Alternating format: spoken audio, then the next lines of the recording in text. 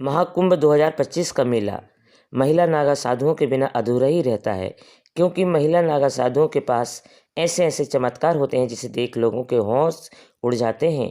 आपने पुरुष नागा के बारे में तो कई बातें सुनी होगी, पर महिला नागा साधु की बातें करने से भी लोग घबराते हैं, क्योंकि यह महिला नागा अपने चमत्कारों को गुप्त रखती है और सिर्फ ईश्वर से संपर्क साधने के लिए ही उनका इस्तेमाल करती है।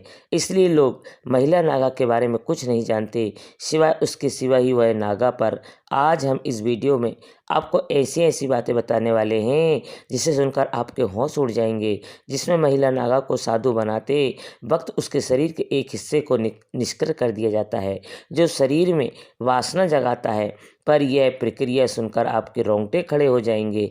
आखिर एक आम महिला को महिला नागा साधु कैसे बनाया जाता है, आज की यह वीडियो देखकर आपको सब पता चल जाएगा। पर उससे पहले अगर आप भी भगवान को मानते हैं तो वीडियो को लाइक करके कमेंट बॉक्स में हर हर महादेव जरूर लिखिए। आइए आगे बढ़ते हैं। महिला नागा साधु कौन होती है? यह सिर्फ किताबों और कहानियों में मिलती है। क्या सिर्फ पुरुष ही नागा साधु बन सकते हैं? देखिए, इसका जवाब मैं तो आपको अभी बता देती हूँ कि महिला नागा साधु होते हैं। अब आपके मन में सवाल उठ रहे होंगे कि क्या महिला नागा साधु भी पुरुषों की तरह बिना कपड़ों के हर पल रहती है? और नागा साधु बनने के लिए महिलाओं को अपने जिस्म का कौन सा पार्ट त्यागना पड़ता है? लंबे लंबे बाल, भभूत से लिपटा नंगा वदन, हर पल नशे में डूबी रहना, क्या यह पहचान है एक महिला नागा साधु की? कैसी है इनकी रहस्यमयी दुनिया? सभी जानते हैं कि नागा साधु वो होते हैं जिनके काफ़ी बड़े बड़े बाल होते हैं और वह निवस्त्र यानी बिना कपड़ों में रहते हैं और उनके शरीर पर हर तरफ भस्म लगी रहती है। लेकिन नागा साधु के बारे में इतने सारे फैक्ट हैं जिनके बारे में बहुत कम लोग जानते हैं। सबसे पहले आपको बताते हैं नागा साधु और साधुओं से अलग कैसे होते हैं। नागा साधु कई मायनों में दूर साधुओं से अलग होते हैं। सामान्य साधु आपको कहीं भी दिख सकते हैं। उनका रहन सहन का तरीका भी नागा साधुओं से काफ़ी अलग होता है। नागा साधु हर तरह के से इस दुनिया से दूर रहकर तपस्या करते हैं और अलग ही लाइफ जीते हैं। कोई भी बेहद कठिन परीक्षा और लंबे प्रोसेस के बाद नागा साधु बनता है। नागा साधु बनने की प्रक्रिया बहुत दिलचस्प है। नागा साधु बनने के लिए एक पूरी प्रोसेस होती है और इसमें कई लेवल पर पार करने के बाद ही कोई नागा साधु बन पाता है। यह प्रक्रिया कई सालों तक चलती है और उसके बाद किसी भी के द्वारा उन्हें नागा साधु माना जाता है। इन लेवल्स को तहकीकात महापुरुष भंग या टांग तोड़ नाम दिए जाते हैं। सबसे पहले तहकीकत की प्रक्रिया जिस अखाड़े में एडमिशन की तरह माना जाता है उसमें इनके नागा साधु बनने के इच्छुक इंसान को अखाड़े में एंट्री होती है और जांच पड़ताल की जाती है। इस दौरान अखाड़े के लोग कई तरह तय करते हैं कि उन्हें नागा साधु बना सकते हैं या नहीं, इन्हें अखाड़े में शामिल कर सकते हैं या नहीं। कई सालों तक उन्हें साधुओं की तपस्या करनी होती है। कई साल तक तपस्या करने के बाद जब वह नागा साधु बनने के लिए तैयार होते हैं तो उनकी कई स्तर पर परीक्षा होती है। इस दौरान उनके तप त्याग की जाँच की जाती है। पहले की प्रक्रिया ब्रह्मचार होती है, इसके बाद उन्हें महापुरुष बनाया जाता है। इस प्रक्रिया में उन्हें रुद्राक्ष दिए जाते हैं जो अक्सर नागा बाबा के शरीर पर दिखाई देते हैं। इसके बाद अवधूत प्रोसेस से गुजरना पड़ता है जिससे उन्हें बाल कटवाने पड़ते हैं, मतलब मुंडन होता है और खुद की ही पिंडदान करना पड़ता है। ऐसे में वह अपने परिवार और संसार के लिए मृत हो जाते हैं। इसके बाद वह साधना करते हैं और भगवान में लीन हो जाते हैं। इसके बाद एक प्रक्रिया होती है जो अखाड़े में लगे एक खंभे के नीचे होती है। इसी प्रक्रिया में कई रिवाज पूरे किए जाते हैं जिसमें लिंग भंग की प्रक्रिया भी होती है। इसके बाद उन्हें वासना आदि से मुक्त कर दिया जाता है और उनके लिंग को एक एक तरह से निष्क्रिय कर दिया जाता है।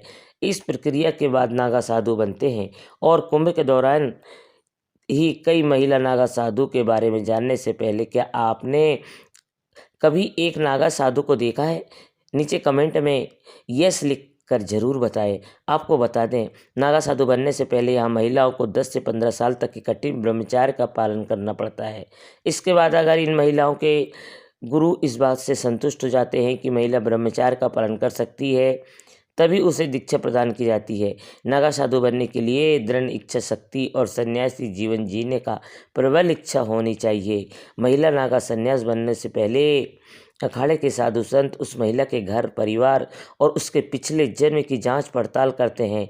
महिला को भी नागा साधु बनने से पहले खुद ही पिंडदान करना पड़ता है और पुरुषों की तरह महिला नागा साधु का भी मुंडन किया जाता है और फिर उस महिला को नदी में स्नान के लिए भेजा जाता है। महिला नागा सन्यासिन पूरा दिन भगवान का जाप करती रहती है और सुबह सुबह जल्दी उठकर शिव जी का जाप करती है। इसके बाद दोपहर में भोजन करने के बाद फिर से शिव जी का जाप करती है और शाम को सोती है। अखाड़े में महिला साधुओं का पूरा सम्मान दिया जाता है। जब महिला नागा सन्यासी पूरी तरह से बन जाती है तो अखाड़े के सभी साधु संत उस महिला को माता कहकर बुलाते हैं। साथ ही सन्यासी बनने से पहले महिला को यह साबित करना होता है कि उसके अपने परिवार और समाज से अब कोई मोह नहीं है। इस बात की संतुष्टि करने के बाद ही आचार्य महिला को दीक्षा देते हैं। आपको बता दें कि महिला साधु को पूरी तरह से नग्न अवस्था में रहने की इजाज़त नहीं है। यह वाडी एक भगवा कपड़े लपेट कर रहती है। ठंड हो या फिर बरसात, हर मौसम में यही एकमात्र उनकी पोशाक है। तीर्थों में भी महिला साधुओं को नग्न स्नान करने की परमिशन नहीं है। आपको जानकर हैरानी होगी कि कई अखाड़ा में नागा साधु की दीक्षा लेने के लिए विदेशी महिलाओं की संख्या काफ़ी ज़्यादा होती है। भारत में जिस तरह नागा साधु इतने कठोर होते हैं और इतनी परेशानियों के बावजूद बिंदास जीते हैं, तो इसके पीछे क्या वजह है, यह जानने के लिए बाहर के लोगों में काफ़ी दिलचस्पी होती है। यही वजह है कि कुंभ में नेपाल से बहुत सी महिलाएं आती है। इनमें कई साध्वी ऐसी होती हैं जो ग्रस्त जीवन को त्याग कर साध्वी बन गई होती है। जूना अखाड़े में इस तरह की कई साध्वी है। इसके अलावा जर्मनी, मास्को, अमेरिका समेत अन्य देशों की महिलाएं भी साधु बन जाती है। इनमें तो कई ऐसी होती है जो बिल्कुल यंग है, जो पढ़ी लिखी है। सच कहूँ तो इन्हें हरिभजन के अलावा अन्य किसी का से कोई मतलब नहीं है। यह साध्वी अखाड़े के नियमों के मुताबिक ही पहनावा और तिलक से सबका श्रृंगार करती है। दोस्तों, अब जो मैं आपको बताने जा रही हूँ वह काफ़ी हैरान कर देने वाला है। क्या कभी आपने सोचा है कि आखिर यह नागा या महिला नागा साधु सिर्फ कुंभ के मेले में दिखाई पड़ते हैं, लेकिन इसके अलावा इतने वर्षों में वो कहाँ रहते हैं, कैसे रहते हैं? शायद यही आप में से किसी ने इस बात पर गौर किया होगा। नागा साधु हमेशा तपस्या में लीन होते हैं। वह साधना के लिए अखाड़े को छोड़ देते हैं और कंदरा में चले जाते हैं। कंदरा का मतलब होता है पर्वतों में मौजूद सुरंग। इसमें भी कई तरह के नागा साधु होते हैं और जगह के नाम पर उनके नाम होते हैं। जैसे पर्वतों में रहने वाले नागा साधुओं को पर्वतागिरी नगर में रहने वाले साधुओं को, पूरी जंगल में रहने वाले साधुओं को अरण्य कहा जाता है। यह अलग अलग जगहों पर रहते हैं। माना जाता है कि कुंभ से पहले और कुंभ के बाद नागा सन्यासी हिमालय और अन्य पहाड़ों और जंगलों की गुफाओं में बैठकर तपस्या में लीन हो जाते हैं। यही आमतौर पर एक गुफा में कुछ साल रहते हैं और फिर दूसरी गुफा में चले जाते हैं। किसी को मालूम नहीं होता कि इन दिनों कहाँ और क्या कर रहे होंगे। कई बार बहुत से नागा बाबा इन दिनों सन्यासी वस्त्र भी धार कर अलग अलग जगहों पर घूमने लगते हैं। वही कुछ निवस्त्र बाबा गुप्त जगहों में जाकर तपस्या करने लगते हैं।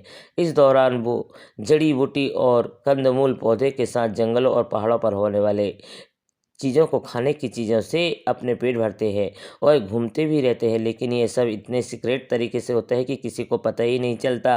कुछ नागा साधु झुंड में से निकल जाते हैं तो कुछ अकेले ही यात्रा करते हैं। कई बार ये जिस तरह गुफाओं में बैठते हैं, कई दिनों तक भूखे प्यासे भी बैठे रहते हैं। अब आप सोच रहे होंगे कि जब ये नागा साधु अपनी पहचान छुपाकर इधर उधर भ्रमण करते हैं, तो फिर ये करिश्माई तरीके से कुंभ के मेले में कैसे नजर आते हैं? कौन देता है उन्हें इस बात की जानकारी? दोस्तों, यही तो राज है। दरअसल हर अखाड़े में एक कोतवाल होता है। जब दीक्षा पूरी होने के बाद नागा साधु अखाड़ा छोड़ साधना करने जंगल या पहाड़ों में चले जाते हैं, तो वहाँ कोतवाल नागा साधु और अखाड़ों के बीच में कड़ी का काम करता है। जब कभी कुंभ और अर्ध कुंभ जैसे महापर्व होते हैं, तो ये नागा साधु कोतवाल की सूचना पर वहाँ रहस्यमय तरीके से पहुँच जाते हैं। हालांकि यह किसी को नहीं मालूम कि उन्हें कैसे ये सूचना मिलती है कि कुंभ कहाँ हो रहा है और कब हो रहा है, लेकिन यह वो आ जाते हैं। कुछ लोगों को यह भी मानना होता है कि उनके पास कुछ ऐसी रहस्यमय विद्या ताकत होती है जिससे वह अपने साथियों द्वारा भेजे जाते हैं।